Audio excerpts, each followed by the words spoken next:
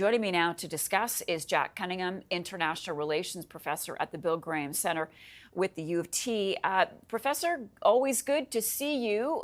Let's begin with what can be done to convince armed gangs to lay down their weapons and give up any control they have to put an end to this unrest. I'm not sure there's a great deal that can be done. I mean, the fundamental problem is that Haiti is in a state of near ungovernability. There are political parties, but none of them have much organizational infrastructure or popular support. These armed gangs, reprehensible as they may be, are the principal actors on the ground. So it's going to be very difficult for any government to impose its authority upon them. There are options for outside intervention, and there is this Kenyan-led multinational force that's in the wings. But that, I think, would be very unpopular in Haiti, where there is widespread sentiment that foreign intervention would only exacerbate matters. But the problem is, even without foreign intervention, Haiti is in a state of near chaos. Near chaos. Where does this leave Henry? I mean, he's been in Puerto Rico. He can't return. No, he can't. He's unpopular, and like all political figures in Haiti, he leads a party that is not widely accepted by substantial elements of the population. I don't see how he can return.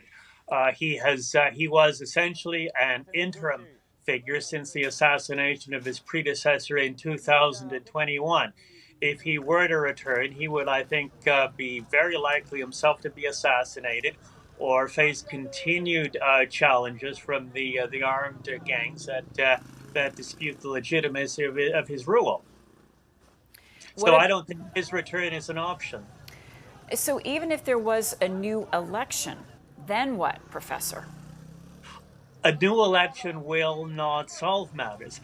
Haiti has had a multitude of elections since the end of the Duvalier regime, but the elections have never produced results that have been widely accepted. The losers in the elections have always disputed them. The winners have always governed in a pretty self-interested and often quite brutal manner, going back at least as far as Jean-Bertrand Aristide.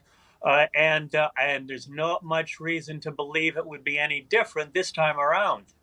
How concerned are you about the nearly 3,000 Canadians who are there in Haiti?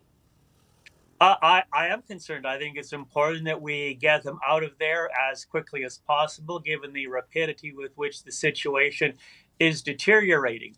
Now, there may be some return of stability soon, but that would almost certainly come at the price of Haiti being subjected to some sort of authoritarian rule. The population basically turning to some strongman who can at least impose some degree of order on what has become an increasingly violent and ungoverned country. Jack Cunningham is an international relations professor at the U of T. Thank you so much. My pleasure.